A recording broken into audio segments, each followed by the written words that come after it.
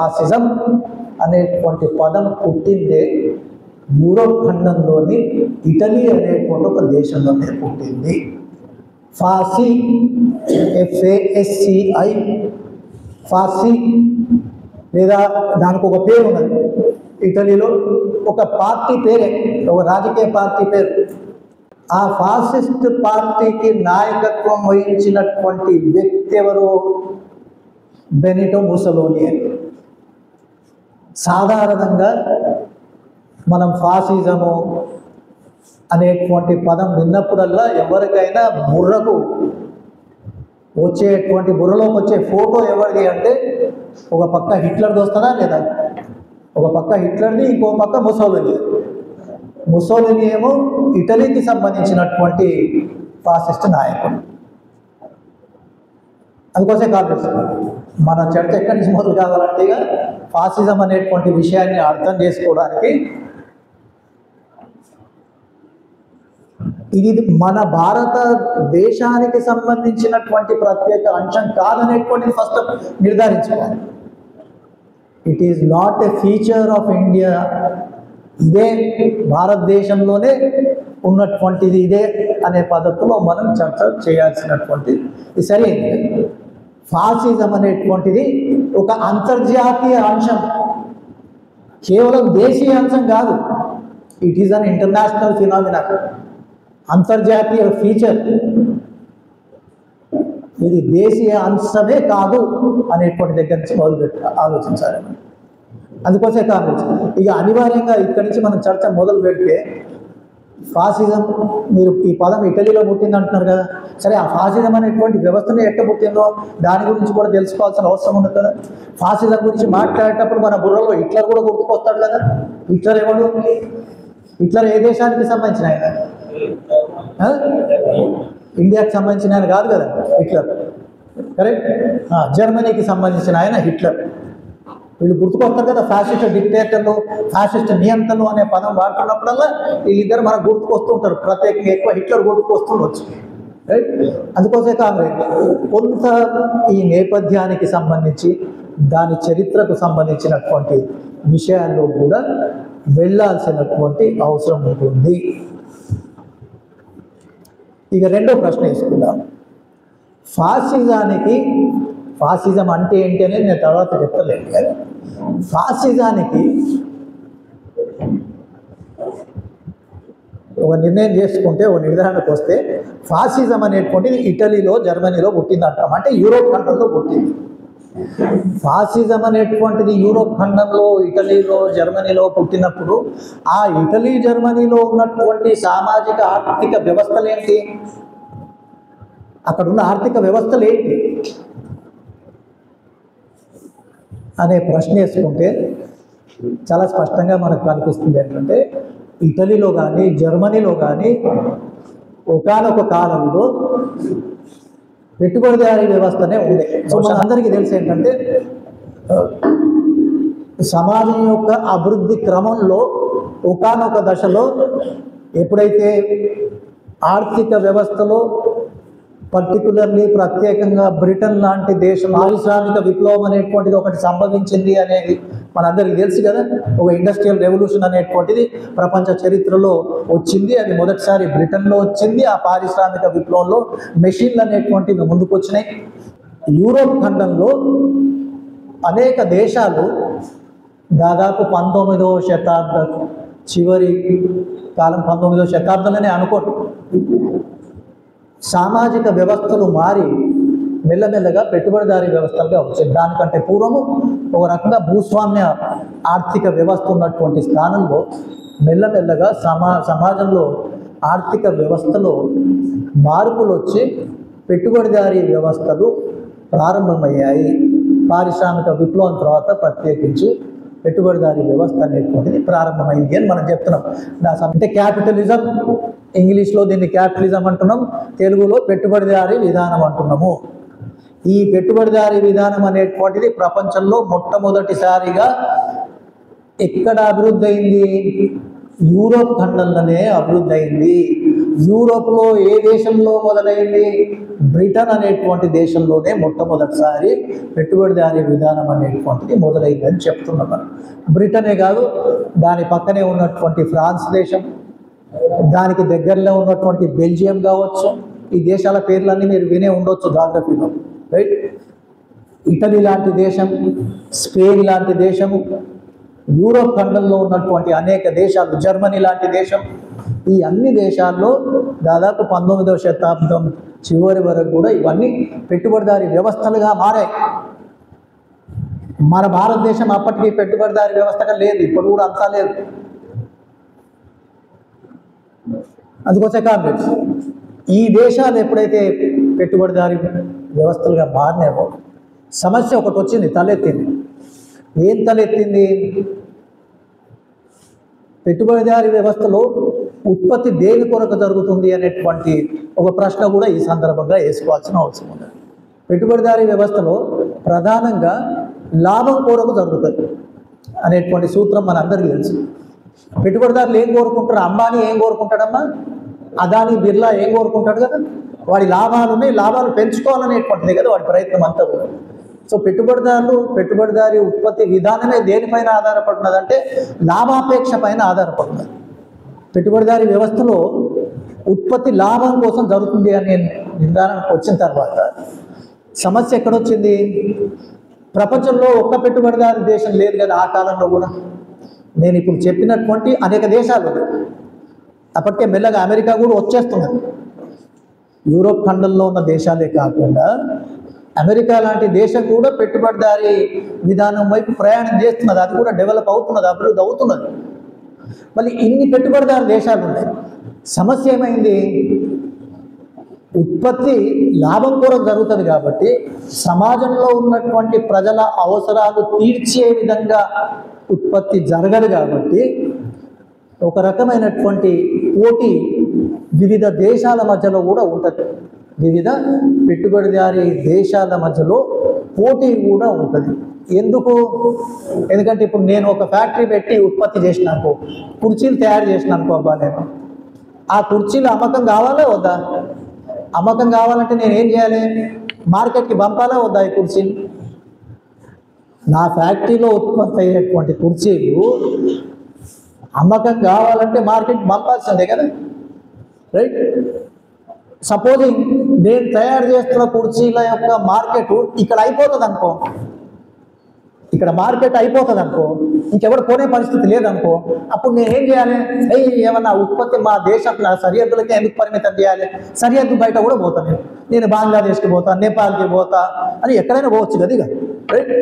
అంటే సమస్య ఏంటంటే పెట్టుబడిదారీ దేశాల్లో ఎప్పుడైతే ఉత్పత్తి ల్యాండ్ ప్రకారంగా జరుగుతుందో, లాభం కొరకే జరుగుతుందో, అధికోత్పత్తి కూడా వస్తుందో. ఒకసారి అధికోత్పత్తి అయినప్పుడు వాడి సరుకు అమ్ముడు పోవాలంటే దేశీయ మార్కెట్లో, దేశంలో ఉన్నటువంటి మార్కెటే కాకుండా బయట దేశాలకు కూడా పంపాల్సినటువంటి అవసరం ఏర్పడుతుంది. సరిగ్గా ఇక్కడనే ఒకటే పెట్టుబడిదారు దేశం లేదు ప్రపంచంలో. అప్పుడు అనేక దేశాలు ఉన్నాయి కాబట్టి వాళ్ళ మధ్యలో పోటీ అయింది.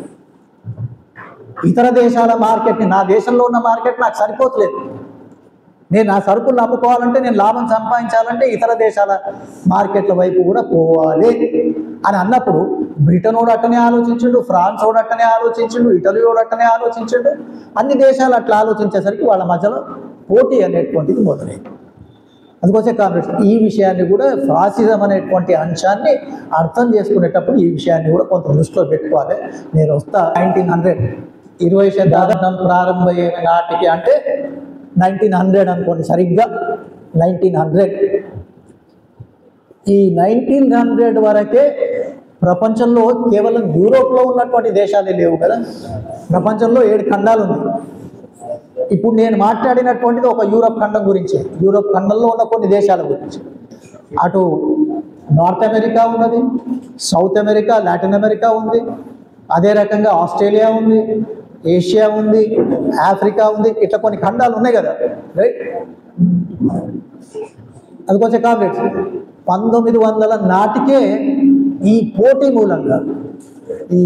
మూలంగా జరిగింది ఏంటి అంటే, వీళ్ళందరూ కూడా ఆఫ్రికా లాంటి మొత్తం ఖండం 90%, 90% ఆఫ్రికా ఖండము వీళ్ళందరూ ఆక్రమించుకున్నారు. ఈ యూరోప్లో ఉన్నటువంటి పెట్టుబడిదారులు ఎవరైతున్నారో లేదా యూరోప్లో ఉన్నటువంటి పాలకులు ఎవరైతున్నారో ఈ దేశాల్ని, ఆఫ్రికా ఖండంలో ఉన్నటువంటి అనేక దేశాల్ని ఆక్రమించుకున్నటువంటిది మనం చూస్తాం. ఒక లెక్క ఏం చెప్తారంటే 90% ఆఫ్రికా ఖండము 1900 వరకే ఆక్రమించబడ్డది. ఎవరి చేత ఆక్రమించబడ్డది?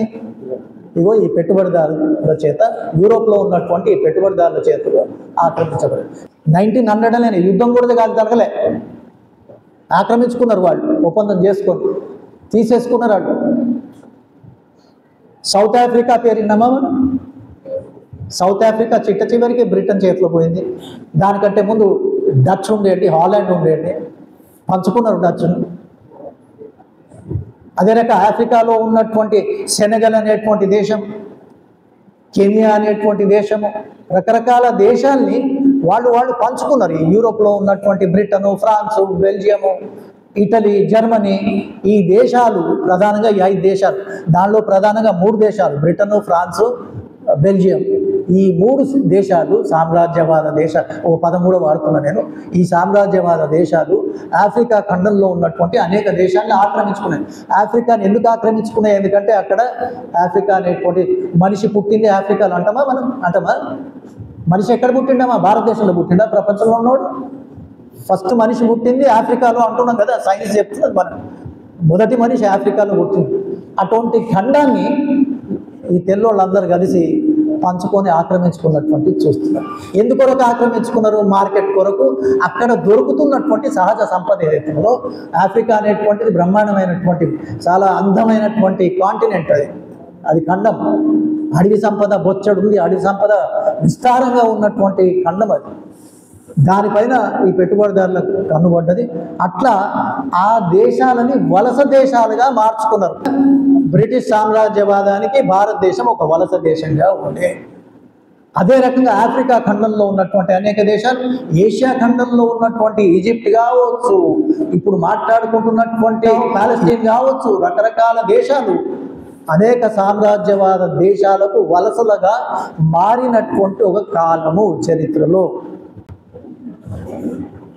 అంటే నేను నేపథ్యం చెప్తున్నా కామ్రేడ్స్. ఫాసిజం అనే పదము చాలా లూజ్గా వాడుతుంటాం కాబట్టి మన అవగాహనలో దాని అర్థం ఏంటి అనేది చెప్పడానికి ఈ నేపథ్యాన్ని కూడా చెప్తున్నా. నేపథ్యాన్ని కట్ చేసి దానికి అర్థం చెప్పమంటే అర్థం చెప్పలేదు కూడా, రైట్?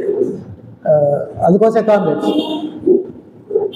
20వ శతాబ్ద కాలంలో మనం చూస్తాం ఏంటంటే ఈ అన్ని పెట్టుబడిదారి దేశాలు వాళ్ళ మధ్యలో కుదుర్చుకున్నటువంటి ఒప్పందాలు కావచ్చు, ఒక రకంగా దేశాన్ని, ప్రపంచ దేశాన్ని పంచుకున్నాయి. భారతదేశం పైన కూడా దండయాత్ర చేసి ఆక్రమించినటువంటి విషయం కూడా మనందరికీ తెలుసు, రైట్? కానీ జరిగింది ఏంటంటే ఎప్పుడైతే బ్రిటన్లో పారిశ్రామిక ఉత్పత్తి మరింత పెరుగుతూ పోయిందో, సాంకేతిక పరిజ్ఞానం పెరగడంతో ఉత్పత్తి కూడా పెరుగుతుందా లేదా? ఉత్పత్తి సహజంగా పెరుగుతుంది కదా, రైట్? ఆ ఉత్పత్తి పెరుగుతున్నా కూడా కొద్దీ వాళ్ళకి మార్కెట్లో అవసరం ఇంకా విపరీతంగా పెరిగింది. అంటే దేశీయ మార్కెట్లే కాకుండా మొత్తం అంతర్జాతీయ మార్కెట్ కావాలనేటువంటి కాంక్ష కూడా పుట్టింది. సరే, ఈ క్రమంలోనే జరిగింది ఏంటంటే ఒప్పందాల ద్వారా ప్రపంచ దేశాన్ని విభజించుకున్నాడు ఒక ఎత్తు అయితే, ఇక ఒప్పందాలు కాదురా నాయన, నీ సంగతి నా సంగతి చూసుకుందాము, గోసి గడదాం పారా నాయన అనేటువంటి పద్ధతులు ఒక్కొక్క పెట్టుబడిదారు దేశము ఇక రంగంలోకి దిగింది. అట్లా దిగడం మూలంగానే మనం చెప్తున్నది ఏంటంటే మొదటి ప్రపంచ యుద్ధం వచ్చిందని చెప్తున్నామా లేదా? మొదటి ప్రపంచ యుద్ధం వచ్చింది. ఎప్పుడు వచ్చింది ఇది? ఫస్ట్ వరల్డ్ వార్ 1914 to 1918 మొదటి ప్రపంచ యుద్ధం జరిగింది. సరే, దానిలో ఎవరెవరు పాల్గొన్నారు? జర్మనీ, ఇటలీ ఒకవైపు, బ్రిటను, అమెరికా, ఫ్రాన్సు, బెల్జియము, ఇదంతా ఒక శిబిరం. ఇదంతా మనకు తెలుసు. ఆ వివరాలు తెలుపుతుంది. అప్పటిదాకా మొదటి ప్రపంచ యుద్ధం దాకా కూడా ప్రపంచ చరిత్రలో ఫాసిజం అనేటువంటి ఒక వ్యవస్థకి సంబంధించిన ఏమి మాట్లాడలేదు, ఎవరు లేదు. ఫాసిజం అనేటువంటి మొదటి ప్రపంచ యుద్ధం, ఏ యుద్ధమైనా సరే,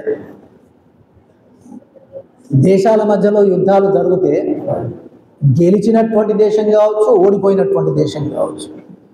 ఆర్థికంగా నష్టపోవా, అనేక మంది చనిపోరా, అటు ఇటు చనిపోతారు కదా. యుద్ధాలంటేనే చావులు ఖాయం, లక్షల సంఖ్యలో చనిపోతున్నటువంటి చరిత్ర కూడా మనం ప్రపంచంలో చూస్తున్నాం. మొదటి ప్రపంచ యుద్ధం జరిగింది, లక్షల సంఖ్యలో చనిపోయారు అటు ఇటు, రైట్. 1914 నుంచి తీసుకొని 1918 వరకు జరిగినటువంటి ఈ యుద్ధం నడుమ ప్రపంచంలో ఒక పెద్ద రాజకీయ ఘటన జరిగింది. ప్రపంచాన్ని కుదిపివేసేటువంటి ఒక ఘటనే జరిగింది. రష్యా విప్లవం అనేటువంటిది సంభవించినటువంటి విషయం మనకి తెలిసి. ఎప్పుడు జరిగింది ఇది? 1917, 1917లో ఫిబ్రవరిలో ఒక విప్లవం జరిగింది, దాన్ని బూర్జువా విప్లవం అంటున్నాం. 1917 అక్టోబర్లో విప్లవం జరిగింది. అక్టోబర్ విప్లవం అనేటువంటిది పేరు. రష్యా క్యాలెండర్ ప్రకారంగా నవంబర్ కావచ్చులే, కానీ అక్టోబర్ విప్లవం అనేటువంటిదే దానికి పేరు. ఈ విప్లవానికి ఉన్నటువంటి ప్రాముఖ్యత ఏంటి అనేటువంటి ప్రశ్న వేసుకుంటే, ప్రపంచంలో మొట్టమొదటిసారి పెట్టుబడిదారీ వ్యవస్థకు భిన్నంగా, వ్యతిరేకంగా కార్మిక వర్గ నాయకత్వాల్లో ఒక కార్మిక వర్గ రాజ్యము ప్రపంచంలో మొదటిసారి ఏర్పడ్డది. కమ్యూనిస్ట్ పార్టీ నాయకత్వాన, అప్పుడు బాల్షెవిక్ పార్టీ దాని పేరు, బాల్షెవిక్ పార్టీ నాయకత్వాన రష్యా అనేటువంటి దేశంలో మొట్టమొదటిసారి ఒక సోషలిస్ట్ విప్లవం అనేటువంటిది పెట్టుబడిదారీ వ్యవస్థకు వ్యతిరేకంగా, భిన్నంగా ఒకటి వచ్చింది, విప్లవం వచ్చింది 1917లో.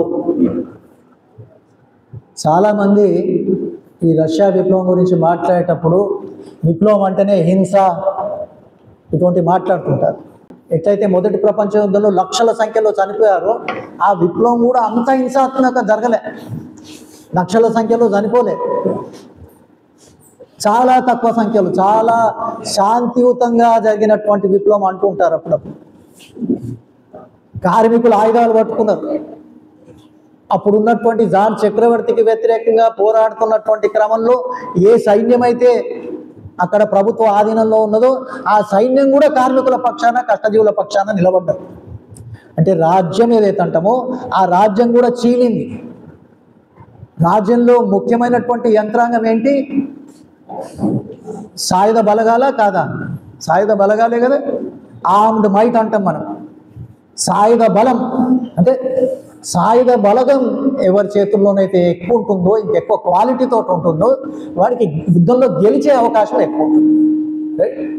అందుకోసే కాంగ్రెస్ 1914-18 మొదటి ప్రపంచ యుద్ధ నడుమ ప్రపంచంలో ఈ విప్లవం అనేటువంటిది ఏదైతే సంభవించిందో, ఒక రకంగా ప్రపంచం యొక్క ముఖ చిత్రాన్ని మార్చేసింది.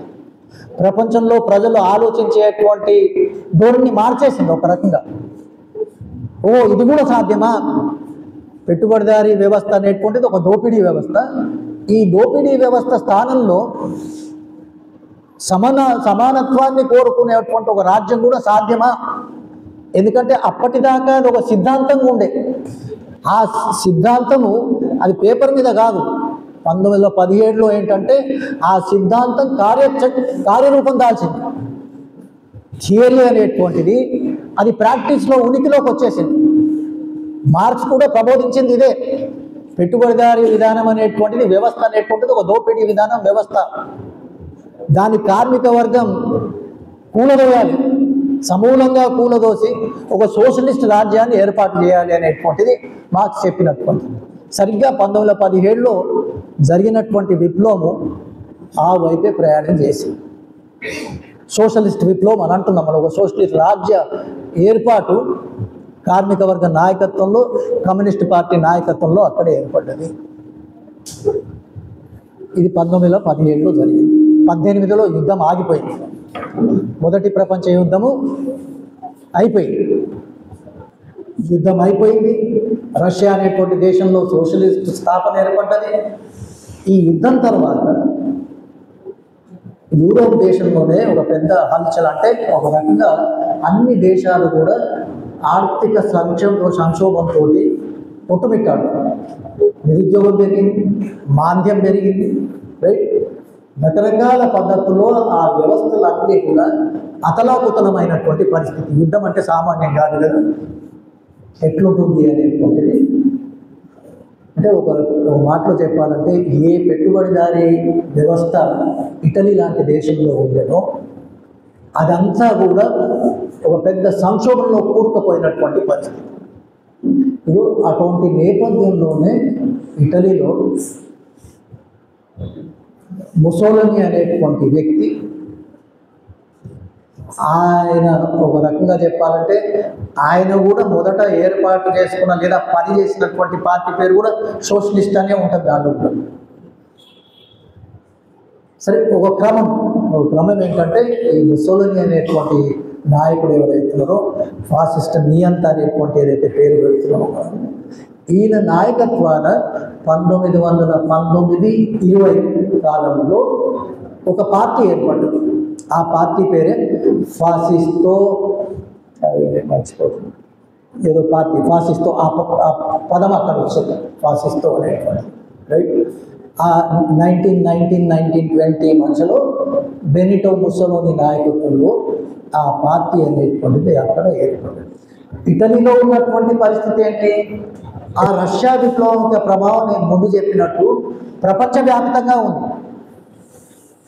ఆ ప్రభావం మూలంగానే భారతదేశంలో కూడా కమ్యూనిస్ట్ పార్టీ ఏర్పడింది 1925లో. ప్రపంచవ్యాప్తంగా ఆ విప్లవం పెద్ద ఎత్తున ప్రభావం పడేసింది. జర్మనీలో ఉన్నటువంటి కార్మికులు, ఇటలీలో ఉన్నటువంటి కార్మికులు ఆ సిద్ధాంతానికి ఇన్ఫ్లుయెన్స్ అయ్యి దానికంటే ముందే మార్క్సిజం వైపు మళ్ళినటువంటి పార్టీలు కూడా అక్కడ ఉన్నాయి, రైట్. కార్మిక వర్గం కూడా ఇటలీలో ఉన్నటువంటి అనేక ఫ్యాక్టరీలు ఏవైతుందో ఆ ఫ్యాక్టరీలని ఆక్రమించుకునేటువంటి ప్రయత్నం చేశారు. పెట్టుబడిదారీ దోపిడీ నుంచి బయటపడాలంటే రష్యాలో ఏదైతే జరిగిందో ఆ రకమైనటువంటి విప్లవమే మన దేశంలో కూడా తీసుకురావాలనేటువంటి పద్ధతుల్లో ఇటలీలో ఉన్నటువంటి కార్మిక వర్గము, రోము, మిలాన్ అనేటువంటి సిటీలో ఉన్నటువంటి అనేక పరిశ్రమలు కార్మికులు తిరగబడ్డారు. వేతనాల పెంపుదల కోసం తిరగబడ్డారు. యాక్సిడెంట్లు అవుతున్నాయి చాలా ఫ్యాక్టరీల్లో. మెరుగైనటువంటి పని పరిస్థితులకు వ్యతిరేకంగా పోరాడింది, రైట్. ఈ పోరాడేటువంటి క్రమంలో వాళ్ళకి ఆ చైతన్యం కూడా వచ్చింది. ఇక మనం లాభం లేదు, ఏ ఫ్యాక్టరీలో అయితే పని చేస్తున్నామో ఆ యజమానిగాడు ఎందుకు, ఆ పెట్టుబడిదారుడు ఎందుకు, ఆ ఫ్యాక్టరీలు మనమే నడుపుదాం అనే పద్ధతిలో ఫ్యాక్టరీలు కూడా ఆక్రమించుకున్నటువంటి ఒక కాలం ఇటలీలో ఉన్నది 1920. ఆ పీరియడ్లో ఇటలీలో కార్మిక వర్గ పోరాటాలు అనేటువంటివి కొంత ఉధృతంగా నడిచినటువంటివి ఉన్నాయి. ఒక విషయాన్ని మనం దృష్టిలో పెట్టుకుందాం. సరిగ్గా అక్కడ ఉన్నటువంటి ప్రభుత్వం ఏంటి, ఒక పక్క రాజు లాంటి వాడు ఉన్నాడు, at the same time bourgeois ప్రజాస్వామ్యం అంటమే పార్లమెంట్. మన దేశంలో పార్లమెంట్ ఉందా లేదా? అట్లనే ఆ కాలంలో ఇటలీలో కూడా ఒక పార్లమెంట్ లాంటిది ఉండేది, రైట్. ఆ పార్లమెంట్ ఉండడం అనేటువంటి దాన్ని మనం చెప్తాం ఏంటంటే ఇది ఒక బూర్జువా ప్రజాస్వామ్యం, అంటే పెట్టుబడిదారీ ప్రజాస్వామ్యం అని అనుకుంటాం మనం, రైట్. అక్కడ ఒక ప్రైమ్ మినిస్టరు, ఇటలీకి సంబంధించిన ఒక ప్రైమ్ మినిస్టర్, ఛాన్సలర్, ఇటువంటి వాళ్ళు ఉండేది. ఒక పక్క పార్లమెంటు నడిచేది, అదే రకంగా రాజు కూడా ఉంది. ఇప్పటికీ క్వీన్ ఎలిజబెత్ లేదా, ఇంగ్లాండ్లో ఉంది కదా. ఇంగ్లాండ్ పెట్టుబడిదారు దేశమే కదా, but still there is a queen. రాజు, ఆ రాజమహేలు ఇదంతా కూడా ఉంది. ఆమె పరిపాలించకపోవచ్చు, అది వేరే విషయం, రైట్. సో ఇటలీలో కూడా ఆ కాలంలో కాంగ్రెస్ ఇటువంటి నేపథ్యంలో ఒక పక్క అటు రష్యా విప్లవం, ఇటలీలో కార్మిక వర్గాన్ని తిరుగుబాటు చేస్తున్నది, ఫ్యాక్టరీలు ఆక్రమించుకుంటున్నది. మరో పక్క ఒక బూర్జువా ప్రభుత్వం ఉంది. వెనుకబడి ఇటలీ సాపేక్షికంగా పోలిస్తే, జర్మనీతో పోలిస్తే కొంచెం వెనుకబడిన దేశమే, కానీ పెట్టుబడిదారీ దేశమే. కానీ జర్మనీతో పోల్చుకుంటే, ఎందుకంటే జర్మనీ ఆ కాలంలో ఇప్పటికైనా సరే it is the most industrialized country. పారిశ్రామికంగా చాలా అభివృద్ధి చెందినటువంటి దేశం జర్మనీ, అప్పటికి ఇప్పటికి కూడా, రైట్. ఒక రకంగా చెప్పాలంటే సో ఇటలీలో ఎప్పుడైతే ఫ్యాక్టరీల ఆక్రమణ వరకు కార్మిక వర్గం ఉద్యమం పోయిందో, సహజంగా అక్కడ ఉన్నటువంటి పాలకులు ఊరుకుంటారా?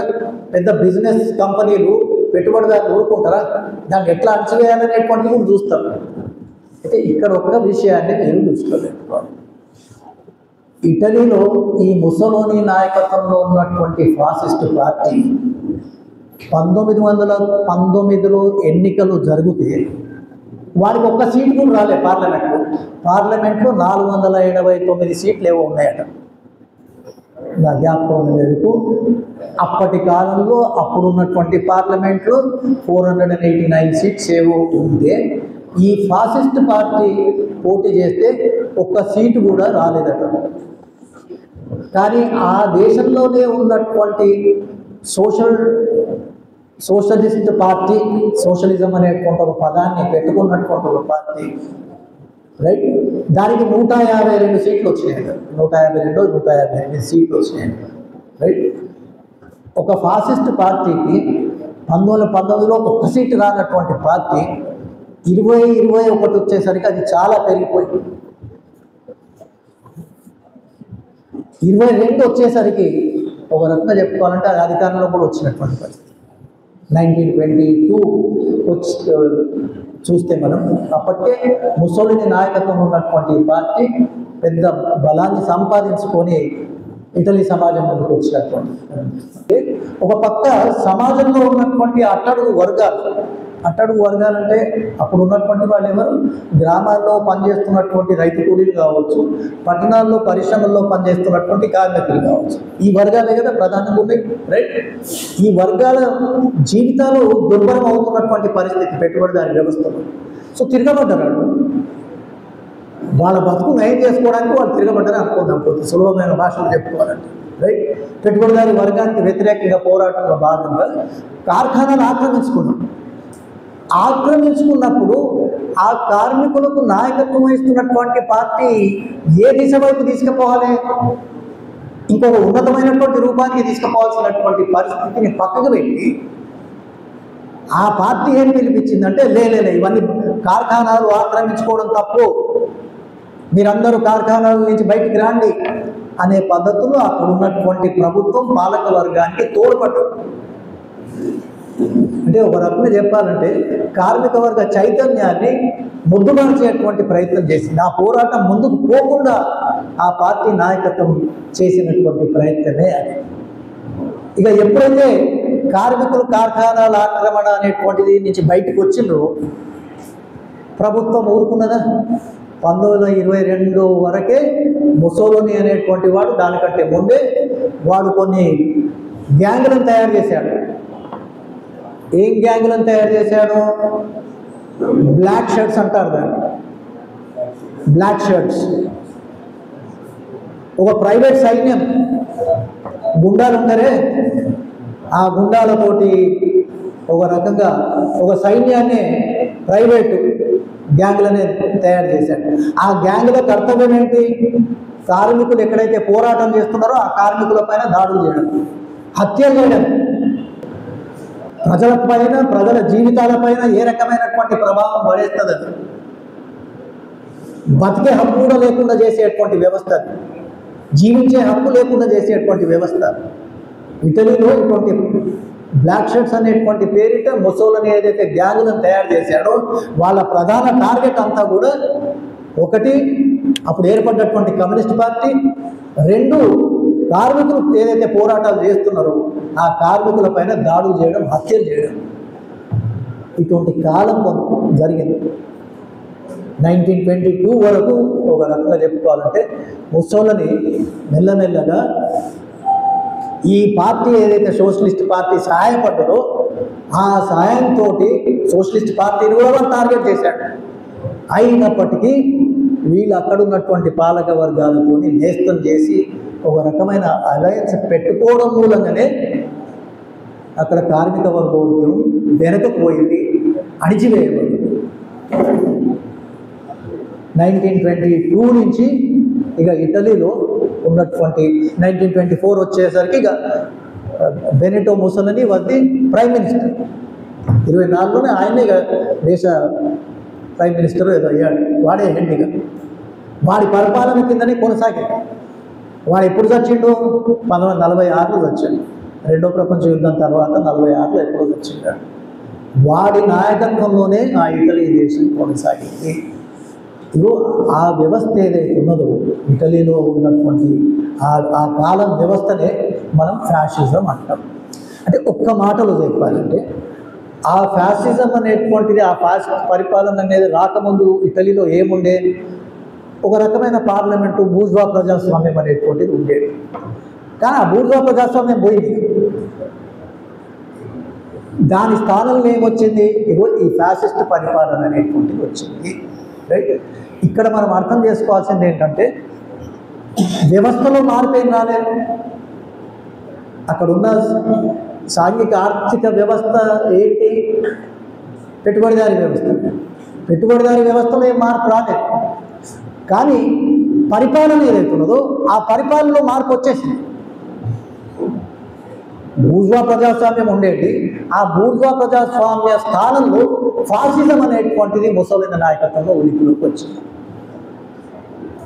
ఈ మార్పు ఎప్పుడైతే ఫ్యాసిస్టు నియంతృత్వం అనేటువంటిది జరిగిందో, ఈ ఫ్యాసిస్టు నియంతృత్వానికి ఇటలీలో ఉన్నటువంటి పెద్ద పెట్టుబడిదారులకు ఉన్నటువంటి సంబంధం కూడా మనం గమనిస్తాం. ఎందుకంటే కార్మిక వర్గం ఎవరికి వ్యతిరేకంగా పోరాడుతున్నది, పెట్టుబడిదారులకే కదా. సో పెట్టుబడిదారులకు వ్యతిరేకంగా కార్మిక వర్గం పోరాడుతుంటే ఫాసిస్టులు ఏం చేస్తున్నారు, పెట్టుబడిదారుల పక్షాన ఉండి కార్మిక వర్గాన్ని అణచివేస్తున్నారు. ఈ రకమైనటువంటి పరిస్థితి 1924 నుంచి 46 వరకు ఇటలీలో ఉన్నది.